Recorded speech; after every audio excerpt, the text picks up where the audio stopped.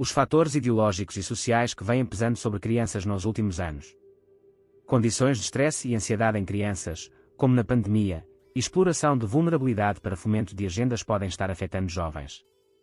Diversos estudos já se debruçaram sobre as possíveis causas de ataques em escolas por crianças, adolescentes e jovens. Problemas mentais, psicossociais e outros são, em geral, suscitados como agravantes ou determinantes. Mas o que dizem os especialistas e como podemos elencar os fatores de maior potencial danoso aos jovens nos últimos anos? Uma série de imposições feitas a crianças nos últimos anos pode ter um efeito determinante no aumento da ansiedade, depressão, consequentemente, comportamentos violentos que levam a fugas para alternativas de identificação nem sempre saudáveis. Entre elas estão a imposição do isolamento na pandemia, responsável por grande aumento de casos de depressão, conforme estudos. Além disso, o apelo de ideologias que são impostas como conteúdo de disciplinas nas escolas e oferecidos como modelo de novas identidades, como a ideologia de género, amplamente defendida na atualidade. Problemas mentais ou ambientais. Ao contrário do que imediatamente se pensa diante das cenas terríveis dos massacres contra crianças indefesas ocorridos em escolas, a doença mental ou psicopatia não está entre as causas mais comuns, de acordo com psicólogos e pesquisadores que estudaram o perfil de vários agressores deste tipo ao longo dos últimos anos. No entanto, nos casos em que há doenças ou vulnerabilidade mental precedente, os efeitos ambientais e sociais têm o poder de potencializar, levando a níveis imprevisíveis. Segundo os estudos sobre violência adolescente, fatores ambientais e traumas, ligados à estrutura familiar ou condições atípicas, como a que levou jovens ao isolamento forçado e estresse emocional durante a pandemia, reúnem mais chances de levar a comportamentos como os que têm sido observados nesses casos de violência. Desde 1955 até 2011, foram 66 ataques no mundo e estudos estimam que, nos EUA, onde ocorreram mais casos, mais de 160 mil estudantes faltam aulas com medo de situações humilhantes, revelou Timothy Brewerton, psiquiatra que tratou de alguns dos estudantes sobreviventes do massacre de Columbine, que matou 13 pessoas em 1999 nos EUA. Embora fatores psiquiátricos subjacentes possam levar a casos extremos como estes, os fatores sociais e condições ambientais têm grande poder de transformar crianças e adolescentes, afetando a sua afetividade, sociabilidade, levando a fugas para caminhos perigosos de comportamento violento. Isso pode levar a problemas mesmo entre pessoas consideradas saudáveis. O que sabemos é que mesmo pessoas biologicamente saudáveis podem desenvolver problemas assim quando submetidas a condições adoecedoras, ou quando inseridas numa cultura doente, pelo fato de que nossas crenças, nosso modo de interpretar e compreender a realidade não é algo imutável, fixo, rígido, explica o doutor em Psicologia e professor do Instituto Federal de Goiás Timoteo Madaleno Vieira, autor de um artigo em que revisou dezenas de estudos internacionais sobre o perfil dos atiradores e concluiu que classificá-los como psicopatas ou doentes pode ser impreciso. Bullying e o tratamento ao tema. Uma dessas condições ambientais e sociais de grande estresse e pressão psicológica é o bullying, conforme apontam os estudos, que representaram 87% dos casos associados a ataques nos últimos anos. Em um segundo nível, o próprio assunto leva a uma comoção que nem sempre ajuda, além da exploração do tema para fins ideológicos. O bullying começou a ser estudado na década de 70 por psicólogos e, desde então, tem sido tema de debates, reportagens e estudos.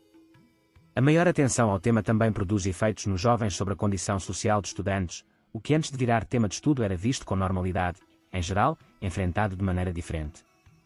O sociólogo norte-americano David Riesman, em sua célebre obra A Multidão Solitária, fala de mudanças de caráter social predominante, determinadas pelo crescimento, estagnação ou redução populacional.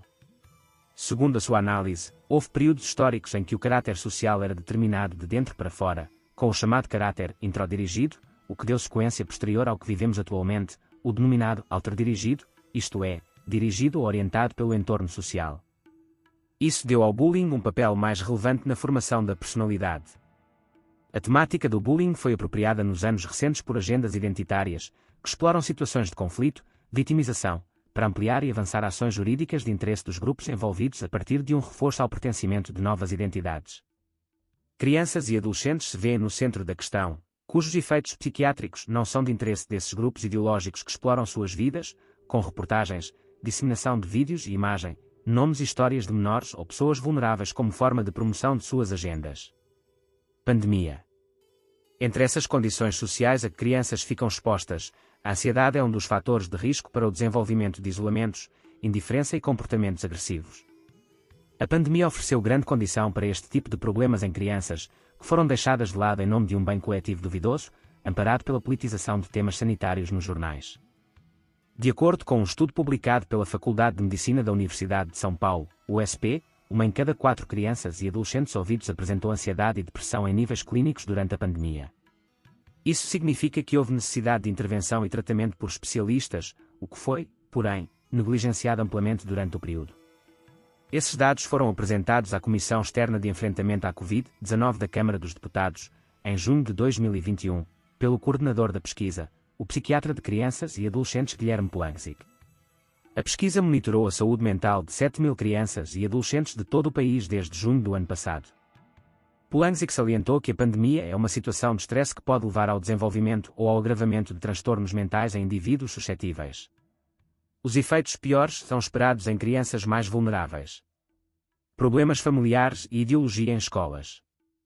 O caso recente da atiradora trans que matou 6 pessoas, entre elas 3 crianças, em uma escola cristã de Nashville, EUA, chamou a atenção para o problema da ideologia de género como fator estimulador de violência nos últimos anos.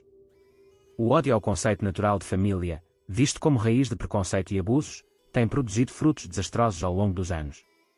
Ativistas assumem o desejo de destruir a família, enquanto jornais e revistas especializadas tratam como teoria conspiratória da extrema-direita e mantêm o estímulo à imposição dessa ideologia em salas de aula para crianças cada vez menores.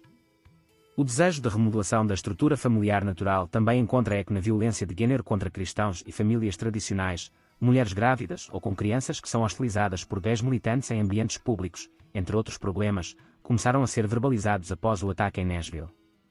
Isso chamou a atenção para problemas provocados por condições sociais muitas vezes resultado de uma atividade de grupos de interesse e que explora o sofrimento e as situações difíceis de crianças e jovens vulneráveis. Um estudo, desenvolvido pela especialização em Psicologia da Universidade do Ceará, mostrou como os problemas ligados à estrutura familiar podem gerar problemas ligados à afetividade, geradores de outros problemas. Entre os problemas, a pesquisa elencou a separação, o desemprego e os diferentes modelos de organização familiar, com ênfase para este último, que contou com o crescente incentivo por parte de meios de comunicação ligados a grupos de pressão para a imposição de ideologias que reforçam modelos alternativos e condutas sexuais distantes com o sexo biológico como disciplina escolar. Ao propor novas identidades, colocando-as contra todo o resto da sociedade a partir de uma condição de luta social, os promotores do identitarismo substituem o papel desagregador e pressionador do bullying e conduzem ao aumento da ansiedade.